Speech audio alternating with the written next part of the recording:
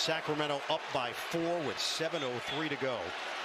Alright, y'all, welcome back to the channel. You guys see the thumbnail. What in the hell was Draymond Green thinking? What was going through his head?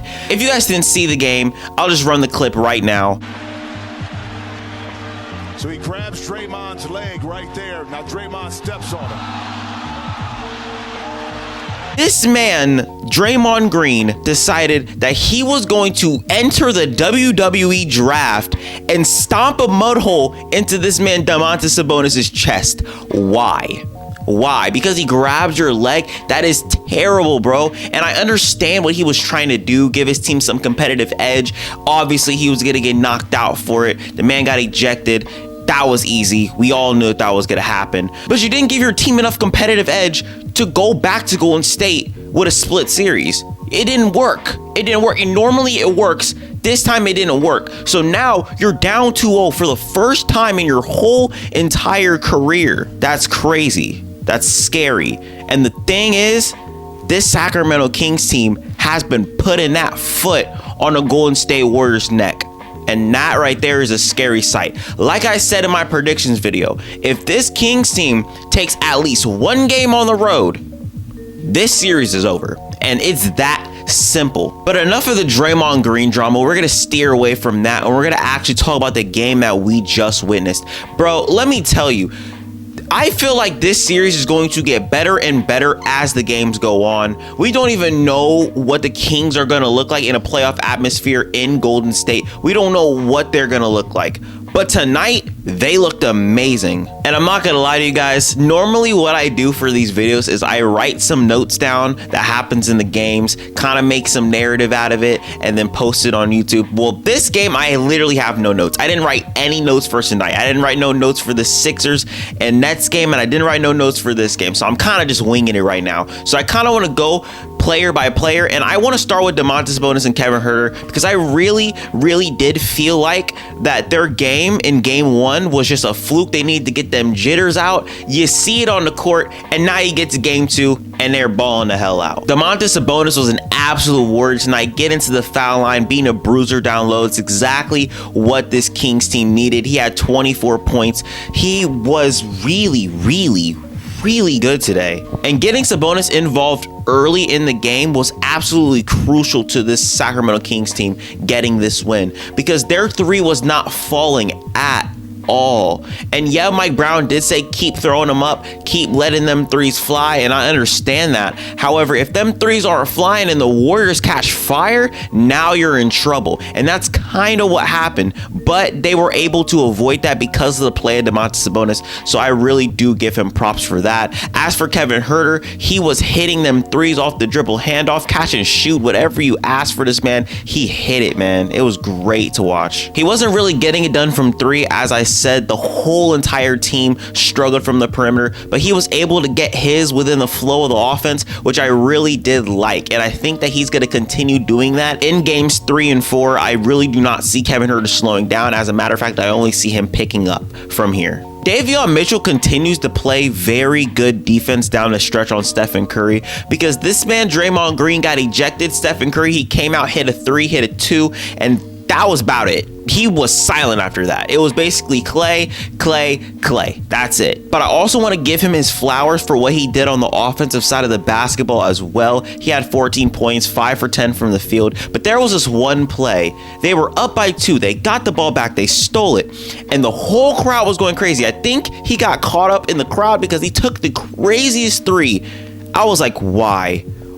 And later on in the game, he had the same chance to take that 3, and I'm so glad he passed it out. I'm so glad he passed it out to De'Aaron Fox for a wide open 3 because, man, if he would have chucked another shot, I would have been hot. But Davion Mitchell and Malik Monk continue to be amazing off the bench. And speaking of this man, Malik Monk, it really did feel like this man had way more points than just 18. Like, I swear to God, he had to have at least a 30 piece in this game that they were not tracking at all, because he was hitting bucket after bucket after bucket. But overall for the Sacramento Kings, this was a must-needed win. And the reason why I say that is because Draymond Green got ejected. And the only thing that comes out of Draymond Green getting ejected is a pissed off Warriors team. And you were able to tame a pissed off Warriors team when it mattered the most. That right there shows heart. That right there shows chemistry. And you going into their building and you fuck around and you take a game in their building, they will be, I'm telling you, they will be mentally fucked up. Like what LeBron said, that they're fucked up. Because no team has been able to knock the Warriors on their ass like the Sacramento Kings just did. The first time ever that this team has gone down 2-0. The first time ever. And I think the Kings might actually get the job done. But let's talk about the Warriors for a second, man, because they I'm not gonna lie, they looked really bad. And what I mean by bad is not Klay Thompson. What I mean by bad is not Stephen Curry, not even Draymond Green.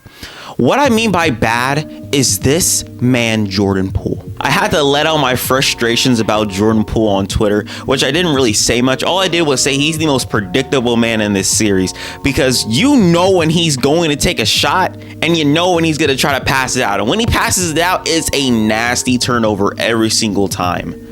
There was a reason why Jordan Poole only played 15 minutes tonight. He had 4 points. 4 points. 1 for 7. And the thing is, he's making the big fucking bucks, bro. He's making big bucks on this team. And Steve Kerr sits your ass. He don't care. And it's crazy to me because they need offense, and Jordan Poole isn't able to provide that offense unless he's the starter and holding that ball. And I'm glad that they're starting to go more with Gary Payton than they are with Jordan Poole, because it just makes so much more sense.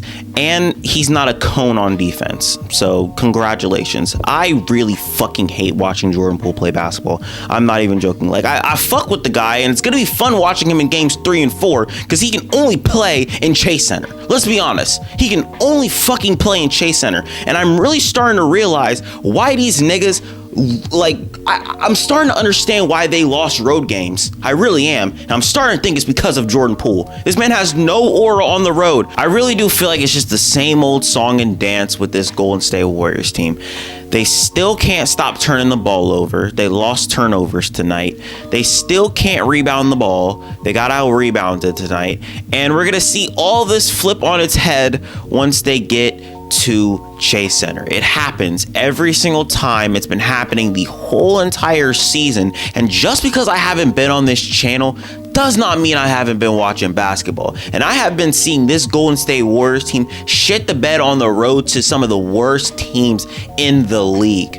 So I'm not surprised at all that this is happening to them. I can't wait to be back on this channel after game 4, being like, oh, it's a split series. We're going back to Golden One Center. This might go to a game 7. I see it already because this Golden State Warriors team is so damn predictable in the way that they play basketball. You lose on the road, you win at home. That's how it goes for them. But I got a couple other games to talk about, and I'm going to talk about them briefly because I have to edit this video before I go to bed, and we're going on 1 o'clock, and I have to be up at 6. So the Philadelphia 76ers go up 2-0 against the Brooklyn Nets. I'm pretty sure we all saw this coming. They won 96-84. It was a really, really good game. James Harden struggled, like I did say in my previous video. He was relying too much on his 3, and he wasn't able to get to the rack, and it was not, resulting in points. But you kind of saw it in this game, but it's okay because Tyrese Maxey stepped up. Tobias Harris stepped up. Joel Embiid was getting to the line. He was dominating the boards, but we all saw this coming. I remember that I said that everybody besides Mikal Bridges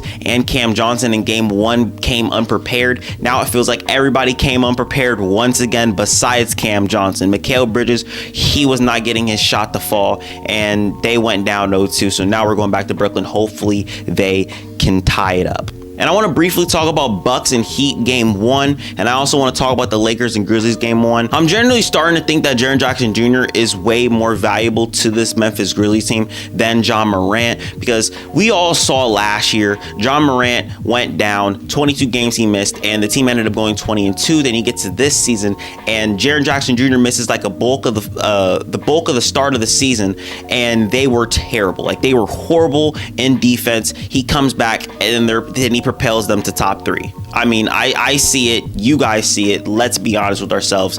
Let's trust our eyes. But Anthony Davis, stop faking your injuries. We know what you're doing, Mr. I can't feel my arm. And then you got LeBron James, Mr. I hear a pop. I don't know what the hell is going on with the Lakers. I don't know what they're injecting into them in that damn locker room, but it's working. They're up 1-0. They stole one in Memphis. I love that for the Lakers. You know what? Honestly, we might get Lakers versus Celtics. All right, I'm ending this video.